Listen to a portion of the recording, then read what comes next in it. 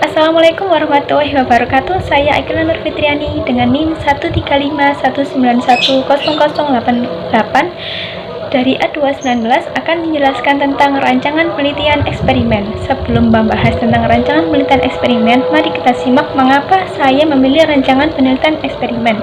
Di mana pada saat pemilihan bidang KTI ataupun karya tulis ilmiah, saya memilih bidang teknologi sediaan farmasi ataupun biasa disebut dengan TEKFAR, teknologi kefarmasian.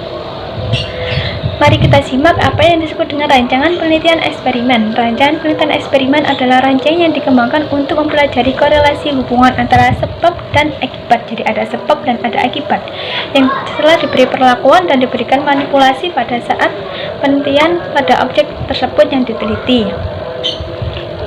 Secara klasik, rancangan penelitian eksperimen itu dibagi menjadi dua, yaitu yang pertama itu ada kelompok yang diberikan perlakuan disebut dengan kelompok eksperimen, dan yang kedua itu ada kelompok yang tidak diberi perlakuan atau disebut dengan kelompok kontrol, di mana kelompok masing-masing ini mempunyai ikatan tersendiri dan dia itu nanti diobservasi sebelum dan sesudah seperti apa gitu.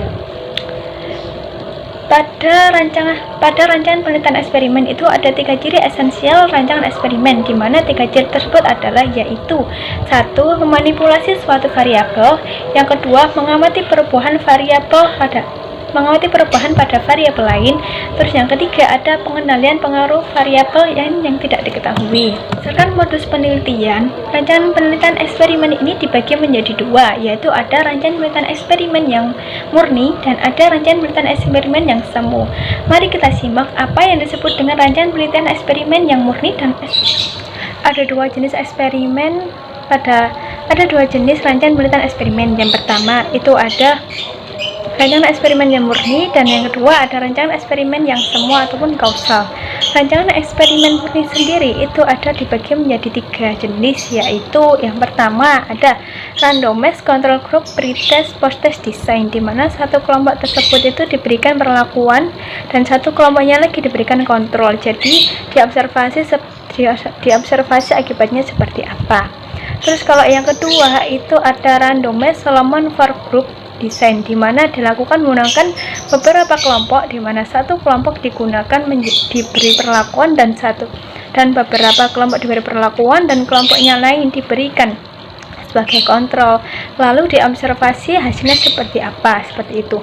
Lalu yang ketiga itu ada factorial design, di mana satu kelompok atau beberapa kelompok diberikan beberapa perlakuan ataupun hanya satu perlakuan secara bersamaan, lalu diobservasi hasilnya seperti apa, seperti itu. Lalu yang terakhir ada jenis-jenis eksperimen, yaitu eksperimen yang semu ataupun kausal. Pada jenis eksperimen yang semu atau kausal ini hanya terdapat 2 jenis saja, yaitu yang pertama adalah the time series experiment, itu hanya dilakukan oleh satu kelompok diobservasi sebelum dan sesudahnya, seperti itu. Lalu randomized, yang kedua adalah non-randomized pretest and post-test control group, di mana dilakukan dengan menggunakan tanpa randomisasi, di mana satu kelompok diberi perlakuan dan kelompok lain sebagai kontrol. Kemudian diobservasi sebelum dan sesudahnya.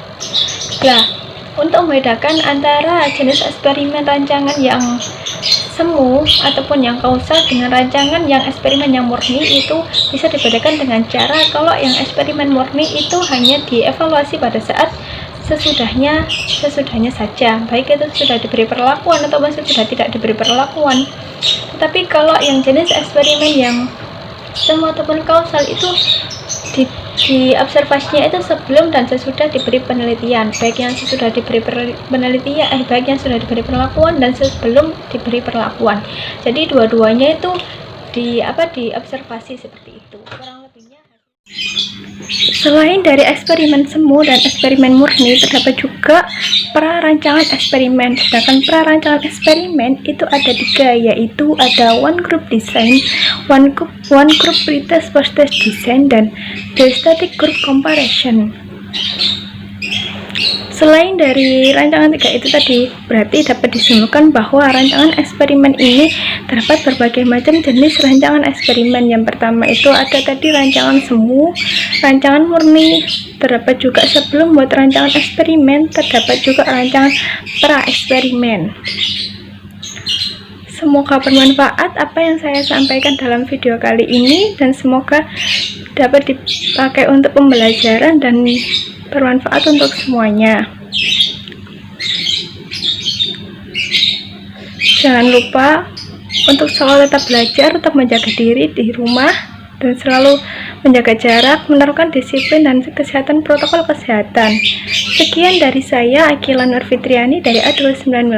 Mohon maaf jika ada kekurangan dan salah kata dalam pengucapan. Semoga lancar selalu untuk kuliahnya dan urusannya. Terima kasih. Assalamualaikum warahmatullahi wabarakatuh.